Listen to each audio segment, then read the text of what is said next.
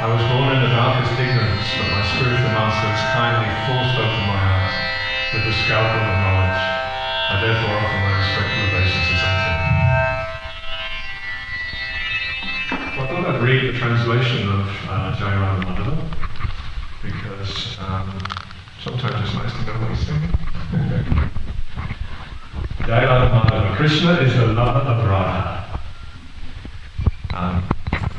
Kunja Vihari, he displays many amorous pastimes in the groves of Vrindavan. Gopi Jana Vallabha, he is the lover of the cowherd maidens of Braj. Giri Varadhari, the holder of the great hill named Govardhana. Jasoda Nandana, the beloved son of Mother Jashoda. Braja Jana Ranjana, the delighter of the inhabitants of Braj. Jamuna Tira Vanachari, and he wanders in the forests along the banks of the river Jamuna. As I mentioned, Srila Prabhupada said, it's all there. Just in those 4 lines, Srila Bhaktivinoda Thakur has summoned the entire Vrindavan. And although we're going to talk today about the importance of visiting Vrindavan and having a relationship with Vrindavan, the reality is we can manifest Vrindavan everywhere. In fact, that was Srila Prabhupada's special grace. One of the purposes of ISKCON, which is quite cryptic. Imagine that he's saying this in 1966, to erect for society at large a holy place of transcendental pastimes dedicated to the personality of Krishna. What was he envisioning? He was a penniless mendicant in New York City, and yet he has this ambitious vision to manifest a holy place. And the most obvious understanding of that would be Mayapur, which is this emerging city now in Bengal. But the reality is Srila Prabhupada established hundreds of holy places, and because of Srila Prabhupada's influence, many hundreds more are being manifest. And every place where devotees gather and remember Krishna, talk about Krishna, essentially is a holy place of transcendental pastimes dedicated to the personality of Godhead. All right, let's read from... Actually, there's a little footnote here, an interesting decision to include. Srila Prabhupada was very fond of this song and sang it just before his lectures. In Allahabad and Gorakhpur, Srila Prabhupada fell into a trance after singing the first 2 lines. And after some time he came back into external consciousness and said, now just chant Hare Krishna. Srila Prabhupada said that the song is a picture of Vrindavan, everything is there, Srimati Radharani, Vrindavan, Govardhan, Jashoda, and all the cowherd boys. So interesting, because Srila Prabhupada would often describe that those who are experiencing transcendental ecstasies typically don't manifest them externally. They don't wish to advertise what it is that's going on. But at least on these occasions, Srila Prabhupada was overwhelmed with the ecstasy of Vrindavan. I've heard it told, and it may be that it was on a different occasion, that Brahmananda asked Prabhupada, whenever that happens, what should we do? Should we chant? Should we keep quiet? Srila Prabhupada simply said, very meekly, I don't do that very often. All right.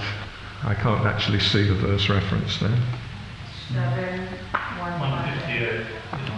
7:158. So this is from the Adi-lila, the early pastimes of Sri Caitanya Caritamrita. Srila Prabhupada would call this the postgraduate study. Bhagavad Gita is the preliminary study. We learn about the fact that we're souls and that we're eternal servants of Krishna and God made everything, and you could say the building blocks, the foundational understandings. Srimad Bhagavatam fully extols the end goal, which is to get to Krishna's Goloka, service in Goloka. You won't find that in other places. So, although the idea of loving God is described in Bhagavad Gita, how to do that is described more perfectly in Srimad Bhagavatam. And then in Sri Caitanya Caritamrita, how to practice in this world as a devotee in the age of Kali is described. 158 is on the body of it, up to 160. Okay. Which are different ones? Oh, maybe not.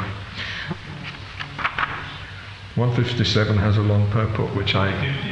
58. Oh, 58. Jaya Jaya Sri Chaitanya Jaya Nityananda. Jaya Jaya Sri Chaitanya Jaya Nityananda. Jaya Dvaita Chandra Jaya Gaura Bhakta Vrinda. Jaya Jaya Sri Chaitanya Jaya Nityananda. Jaya Dvaita Chandra Jaya Gaura Bhakta Vrinda. Jaya Jaya Sri Chaitanya Jaya Nityananda. Jaya Dvaita Chandra Jaya Gaura Bhakta Vrinda.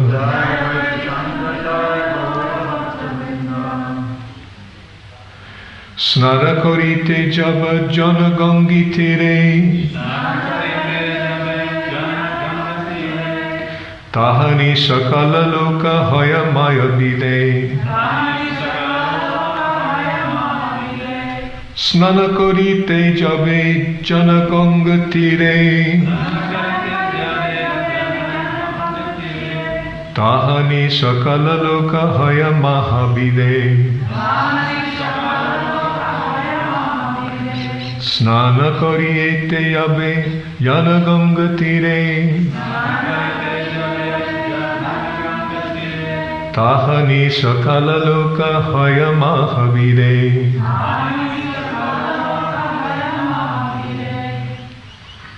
Snana, bath, korite, taking, jabe, when, yana, goes, Ganga, Ganges, Tire, bank, Tahani, then and there, Sakala, all, Loka, people, Haya, assembled, Mahabide, in great crowds. Translation: whenever Lord Chaitanya went to the banks of the Ganges to take bath, big crowds of many hundreds and thousands of people also assembled there. Please repeat. Whenever Lord Chaitanya went to the banks of the Ganges to take bath, big crowds of many hundreds and thousands of people also assembled there. So there's no purport to 158, so I'll read on the next couple of verses. Bahutuli prabhu bale bali hari hari hari dwani kari loka swarga matya bhari. Whenever the crowds were too great, Sri Chaitanya Mahaprabhu stood up, raised his hands and chanted, Hari Hari, to which all the people again responded, filling both the land and the sky with the vibration. Loka nistariya prabhur chalite hoilaman, Vrindavani patoila Sri Sanatan. After thus delivering the people in general, the Lord desired to leave Varanasi. After instructing Sri Sanatan Goswami, he sent him toward Vrindavan. Purport by Srila Prabhupada. The actual purpose of Lord Chaitanya's stay at Varanasi after coming back from Vrindavan was to meet Sanatan Goswami and teach him. Sanatan Goswami met Sri Chaitanya Mahaprabhu after the Lord's return to Varanasi, where the Lord taught him for 2 months about the implications of Vaishnava philosophy and Vaishnava activities. After completely instructing him, he sent him to Vrindavan to execute his orders. When Sanatan Goswami went to Vrindavan, there were no temples. The city was lying vacant like an open field. Sanatan Goswami sat down on the bank of the Jamuna, and after some time, he gradually constructed the first temple. Then other temples were constructed.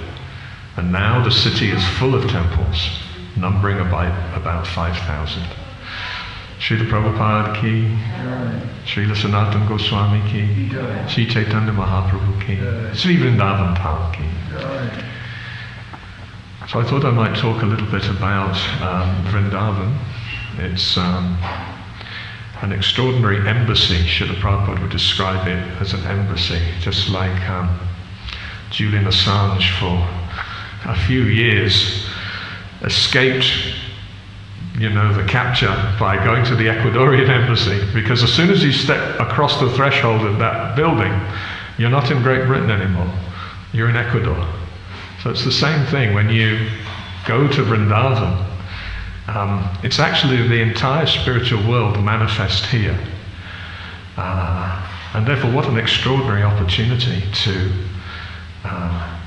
go to the place where Krishna performed his pastimes. Of course, Vrindavan isn't only a geographical place, as we were saying, it's wherever Krishna is placed in the center of our lives, then we can manifest Vrindavan. New Govardhana is Vrindavan. Krishna and Radha are here, just like we're singing in the song. And we hear about all the wonderful relationships that Krishna has with his devotees. It's like, again, in the song, Gopi Jana Vallabha, Jasoda Nandana. It's all describing the higher level of relationships. For billions of years, people may have even known of Krishna, but without knowing of the Vrindavan pastimes.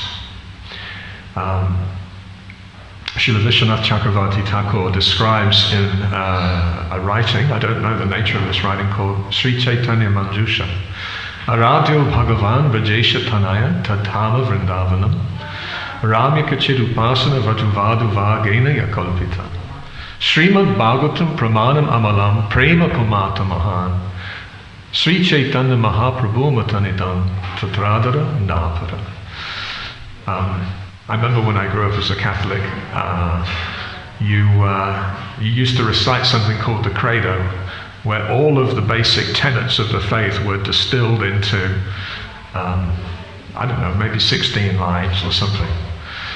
And Srila Vishwanath Chakravarti has done a similar thing. He's codified Lord Chaitanya's entire teachings into these 4 lines.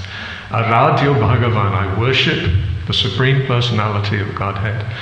Vrajesha Tanaya, the son of Nanda Maharaj. This is inconceivable. God has a father?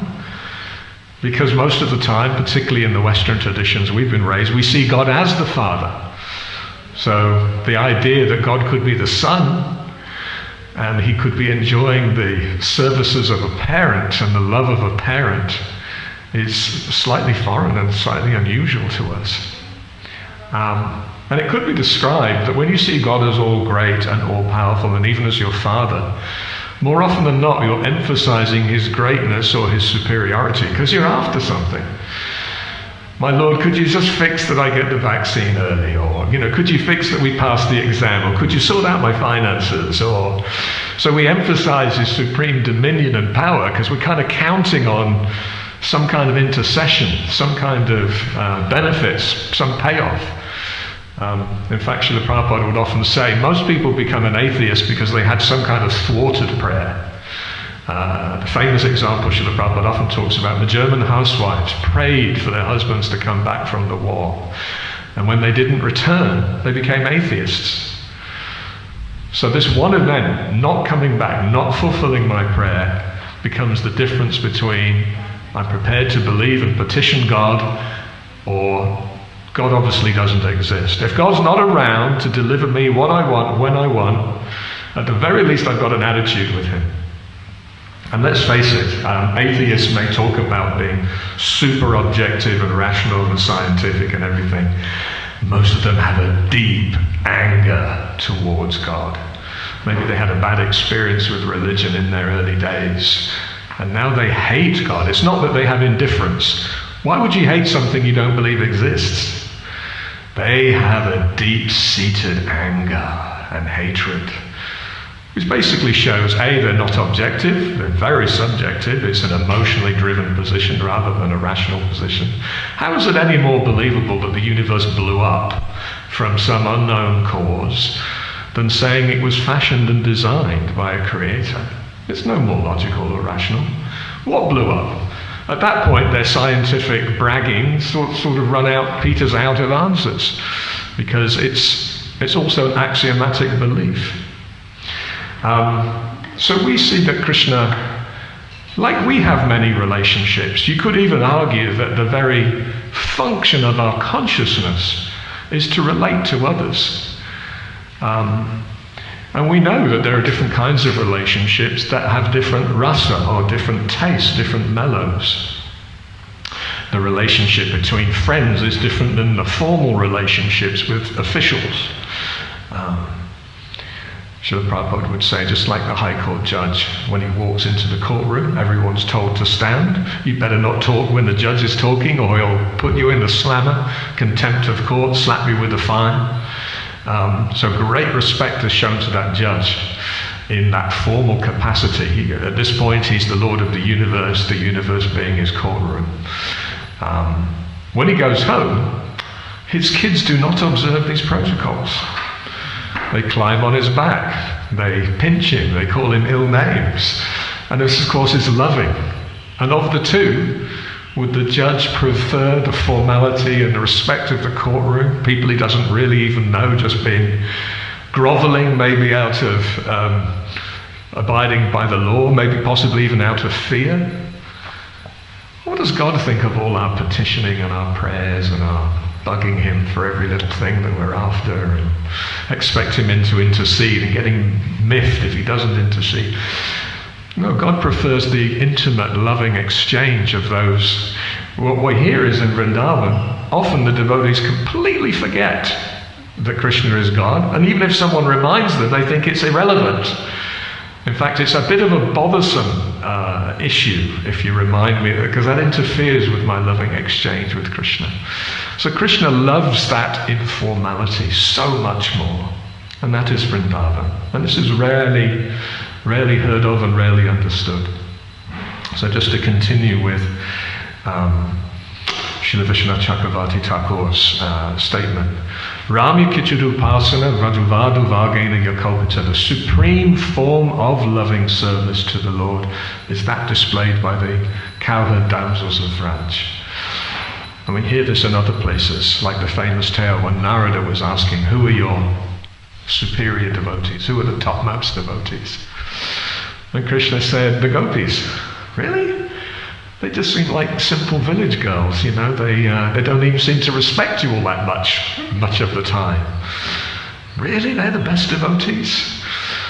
So Krishna invited Narada to participate in an experiment. He said, you go to all my devotees everywhere and tell them I have a headache, and that the cure for my headache is the dust from their feet. And then we'll see who's the best topmost devotees.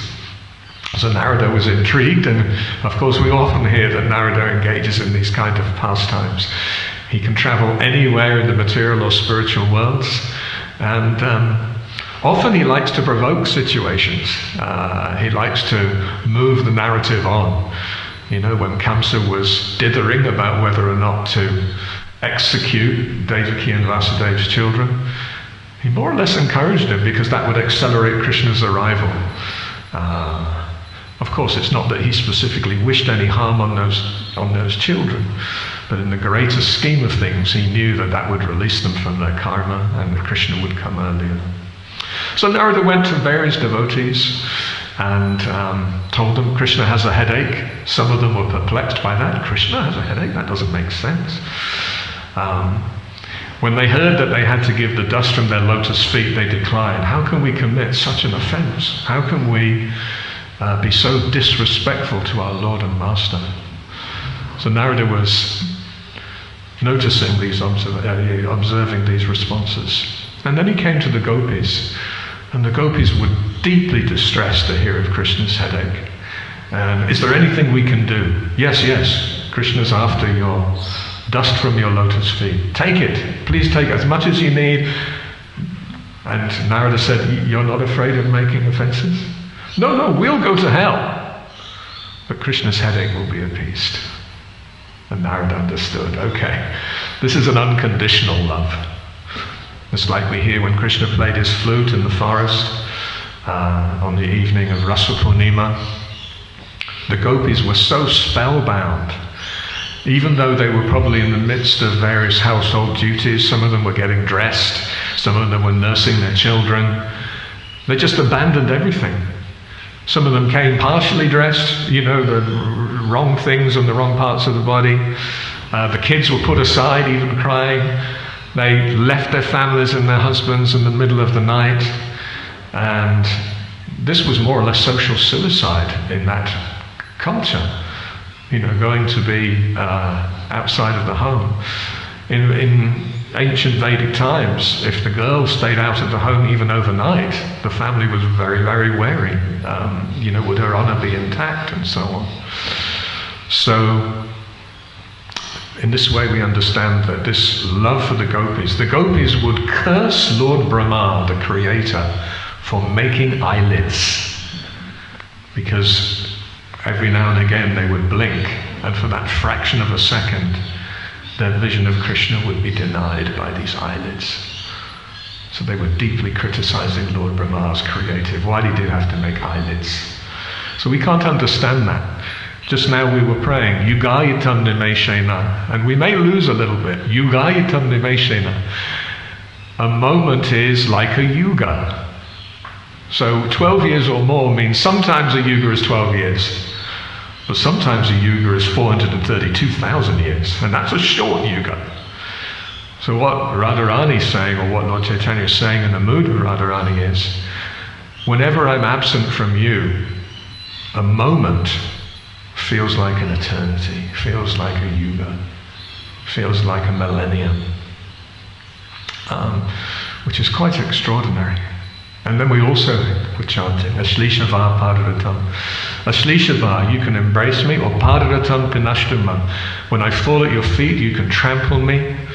Ashlishava Padaratam Pinashtamam. Adarshanam Mamahatam Karotava. Or by not giving me your darshan, Mamahatam, you can tear my heart. Yatatata Vavadadhatu Lampatam. You can do whatever you like. I won't even translate Lampato, it's a really, really rude word. Radharani is calling Krishna at that point. But still, you're the Lord of my life and there is no other. So this is the extraordinary love of the gopis in Vrindavan. Srimad Bhagavatam Pramanam Amalam. Srimad Bhagavatam is the spotless authority on everything. Prema Pumata Mahan. And the ultimate goal of life is love. Actually, this is one of Srila Prabhupada's most often quoted little phrases. Prema Pumata Mahan. Whatever other things we might think are worth striving for, and typically the purusharthas or the goals of life are described as dharma, religiosity or piety, artha, economic wealth, prosperity, karma, lust or material desires, the objects of the senses, and moksha, liberation. Most people are devoting themselves to one or more of these things. They think this is the goal of life. They think this will make me happy. When I become a religious person, when I can fulfill my lusty desires, when I can be economically wealthy. The reality is, for the eternal soul, these things won't satisfy. At best, they'll give some temporary payoffs. What we're really craving for is prema, this loving reciprocation with Krishna. We fantasize about romantic love in this material world. They say love is what makes the world go round. Everybody is looking for their soulmate. And much of the time this ends in disappointment. If the person doesn't let us down, in terms of character or in terms of, some other shortfall, then the fact that they are mortal, they will leave us at some stage, means that our desires will be thwarted. But prema pamata mahan, when we love Krishna, then we feel total fulfillment. In fact, we want nothing but Krishna's pleasure, just like the gopis with their foot dust. Their thought for their own predicament or their own situation was not even on their minds at all. If Krishna is happy, we're happy. Prabhu Matanidam, these are the opinions of Sri Chaitanya Mahaprabhu. Tatradara Napara, and there is nothing higher. These are the supreme truths. So we were reading in the purport that Srila Sanatana Goswami was instructed in Varanasi by Sri Chaitanya Mahaprabhu. And let's appreciate for a moment just how wonderful these students of Sri Chaitanya Mahaprabhu were. Sri Chaitanya Mahaprabhu gave his teachings mostly verbally, like we have the 8 stanzas of Shikshashtakam, but we don't have other writings. We hear that the Jagannathashtakam may have been spoken by Lord Chaitanya, I think written by Sarvabhauma Bhattacharya. Also there's a Shivastikam. Is there? Yeah. Okay. 8 verses. So there are some very rare records of those exact words. But as is the case with most devotees who come to this world on a preaching mission, they handpick some people to pass their message to. Srila Prabhupada was extraordinarily munificent because he thought about how to devote so much of his waking hours to producing books and having them widely distributed. And even today, those books, many years after Srila Prabhupada's departure, are still enlivening and awakening Krishna consciousness in people. But this is quite a rare thing. Srila Prabhupada was perhaps one of the most prolific. But Sanatana Goswami listened to Lord Chaitanya speak for 2 months. Can you imagine that being a 2-month bhakta? And then your service, your deputed service is go and restore Vrindavan, establish temples, write books like Hari Bhakti Vilas and Brihad Bhagavatamrita and so on. It's extraordinary how elevated souls like Sanatana Goswami are. Of course we know they are eternally... who's Sanatana Goswami? In Sri Caitanya Caritamrita, but I'm sure some kind of gopi or saki. So quite extraordinary. And Vrindavan until the 1500s was more or less deserted. Those holy places were there, the place where Krishna punched Keshi. But Keshi Ghat, the established temple and facility, was not there. If you get to go to Vrindavan, and one of the things I'll definitely be plugging really hard is that everyone should make some pilgrimage to Vrindavan at least once in their life, to go to these holy places. It's a wonderful way of awakening your faith. You can see the very wooden grinding mortar where Mother Jashoda tied Krishna up. You can see the tree where Krishna hung the gopis' clothes after stealing them, or the tree under which he played his flute and summoned the gopis in the middle of the night, where they danced the Adi-lila. And you can see all these initial temples established by the Goswamis. In fact, it's very important. One of the 9 processes of devotional service is called Padasevanam. And going to a holy place and circumambulating a holy place like Vrindavan is what that particular method of devotional service is all about. But it's very important to enter into Vrindavan in the spirit of great reverence. You can't just get a ticket to Vrindavan, it's said. Even that is the physical place, Vrindavan. What to speak of being able to see beyond the veil? Srila Bhaktivinoda Thakur talks about something called Prodamaya, which I believe is a deity.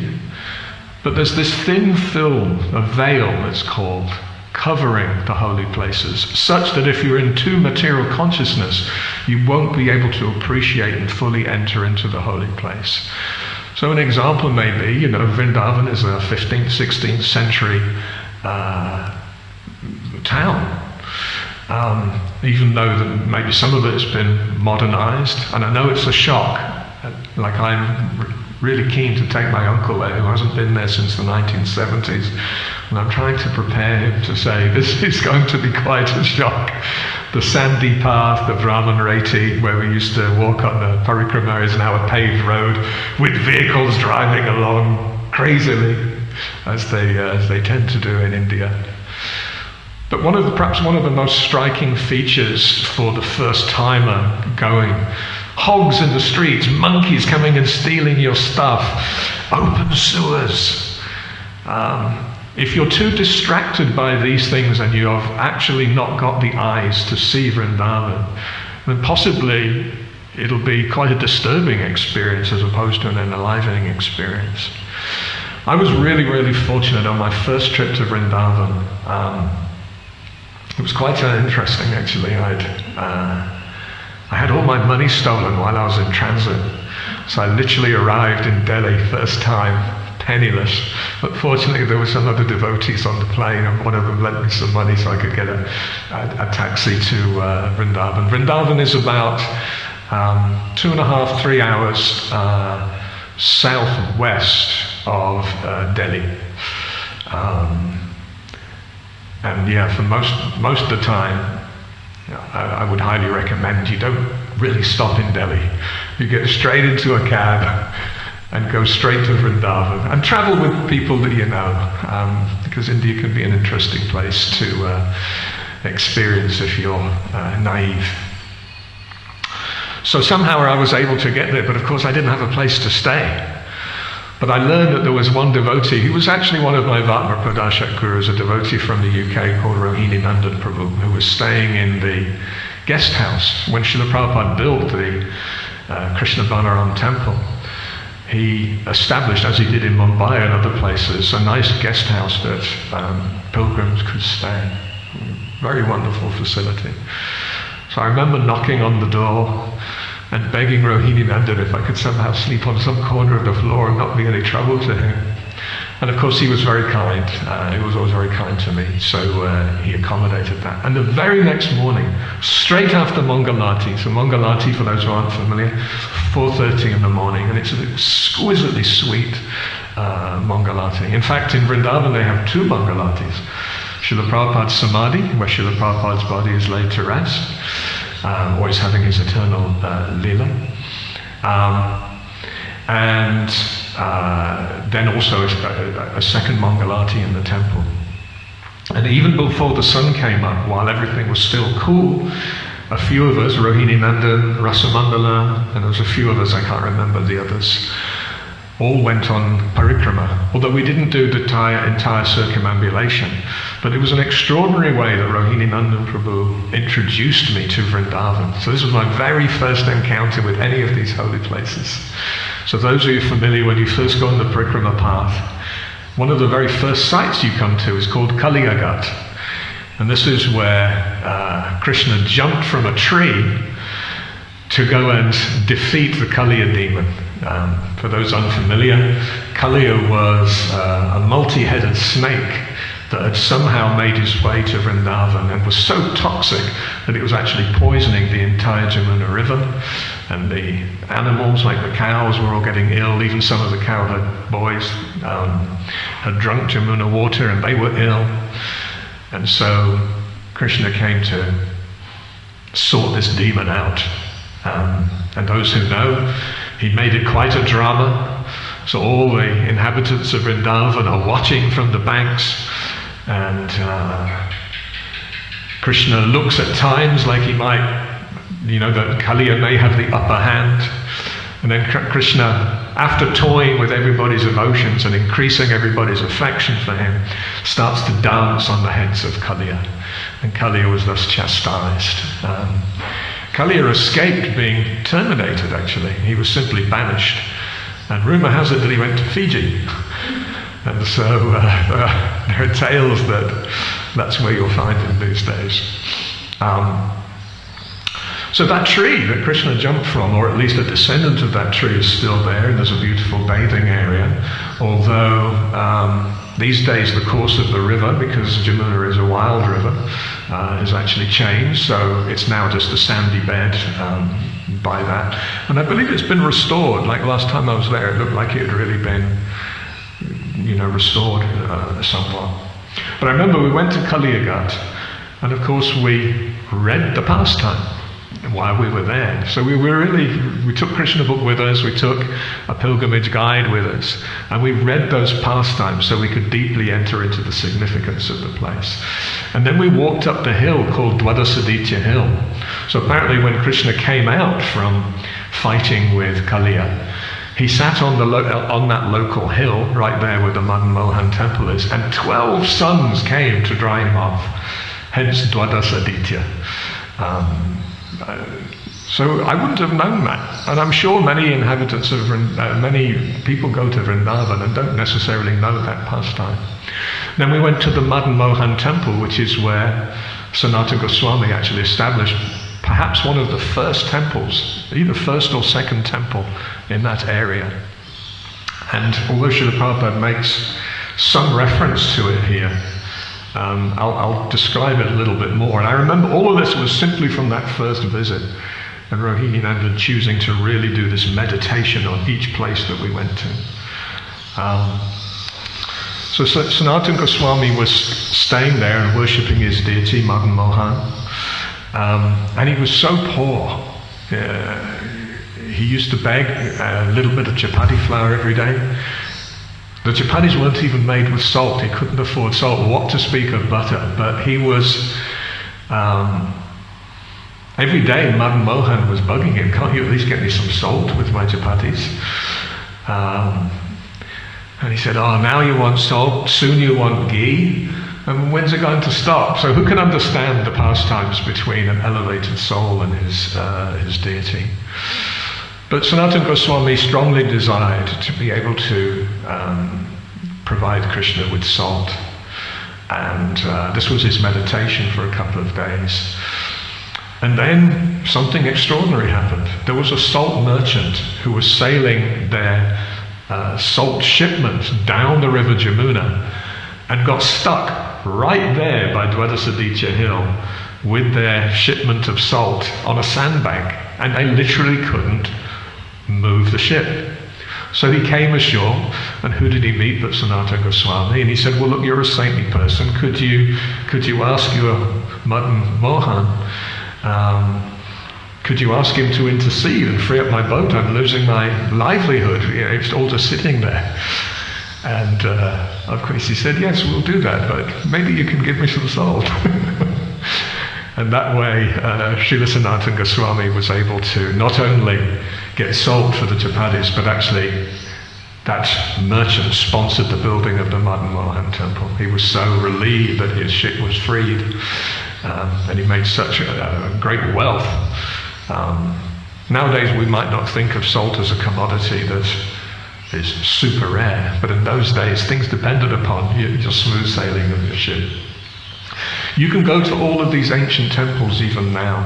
You can go to that same temple, Radha Raman, and you can even see the tree where Gopal Bhatta hung his Shalagam Shilas while he was bathing, and they transformed into Radha Raman.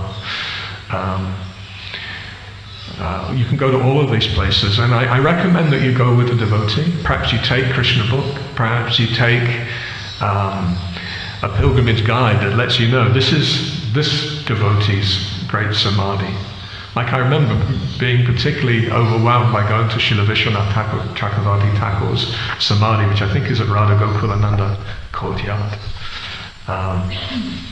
These are great souls that you read about in the pages of Srila Prabhupada's books, but to actually be in their presence, that's such a wonderful thing. And Srila Prabhupada's initial idea that everyone, practically without completely abandoning the deity worship in the temples, that everyone would go once a year and revitalize their spiritual lives in Vrindavan. Let me see if there's any other notes of things that I meant to talk about.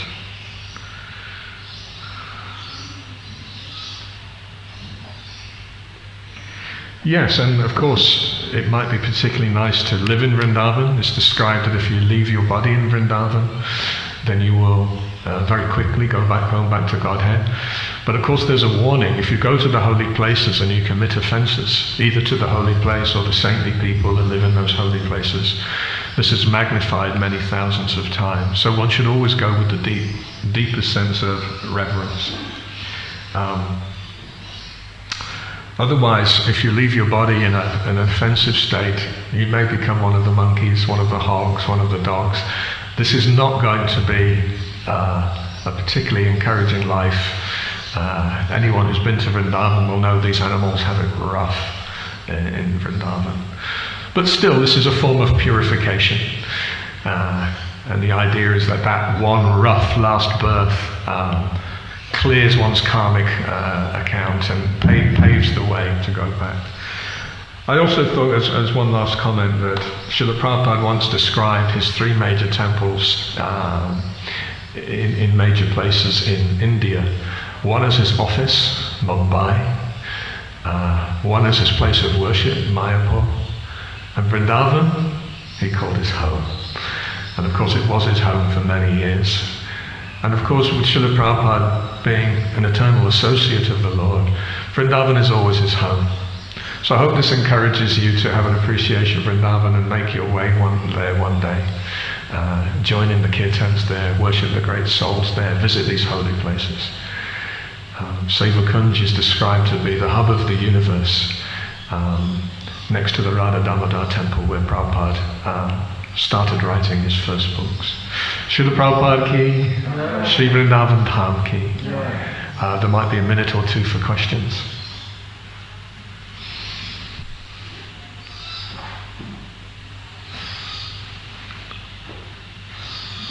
Would you might like to explain to our guests why Vrindavan is so special? Yeah. So, the highest realm of the spiritual sky is called Goloka. It's a planet where Krishna resides with his devotees and where these intimate relationships, like his relationship with his mum, with his lovers, with the gopis and so on, takes place eternally. Once in a day of Brahma. Now, what does that mean? 4,320,000? 4 something billion years. Once in a day of Brahma, Krishna comes directly and manifests all of those Vrindavan, Goloka pastimes here. It's super rare. Krishna, who speaks Bhagavad Gita, he comes every Dwapara Yuga. Krishna of Dwarka, Krishna of Mathura, you experience him over time. Krishna of Vrindavan, the little cowherd village, that's a very rare appearance. In fact, Krishna appears in Mathura, and Mathura is a very large city that you can go to, which is maybe 20 miles from Vrindavan. Is that about right? Again, southwest of Vrindavan. Krishna was born in a prison cell, or he appeared in a prison cell where Kamsa, his maternal uncle, had imprisoned his mum and dad because he'd heard a prophecy that the 8th son, Krishna, will kill him. But somehow or other, magically, after Krishna's advent, the cells opened, the guards all fell asleep, and Vasudeva, Krishna's father, was able to abscond with Krishna and take him across the Jamuna River. And you can still go across that Jamuna River today, and just on the other banks, on the other side, is a small place called Gokul. So when we say Vrindavan, we include places like Gokul and Nandagram. And you'll see when you read Krishna book that these different places were where Krishna resided at different times, because they were herders, cowherds. They were, what's the right word I'm looking for? Moving around. Nomadic. They were nomadic to some extent. They would have established temples and villages and so on, and residences, but they were also nomadic. Depending on where the grazing was going to be most beneficial for the cows, they'd move the cows. And Nandagram is maybe 30 kilometers or more from Vrindavan. Vrindavan is especially significant because this is the forest of Vrinda. So when Krishna plays his flute and summons the gopis, and they have the rasa dance and so on, that's all happening in Vrindavan. So it's the holiest of holy places where Krishna fulfilled all of his pastimes and demonstrated, advertised, this is what I'm inviting you to be a part of. And so simply by listening to the Vrindavan pastimes, potentially it can awaken an appetite to participate and to devote one's life to serving Krishna in one of those ways. I hope that addresses, maybe I missed something. I might have taken some things for granted, Krishna Rupa, in terms of people's knowledge. Did that address your question? Thank you. All right, I have already broken the solemn vow finishing at 8:30. My apologies to you all. Please enjoy prasadam. Srila Prabhupada ki.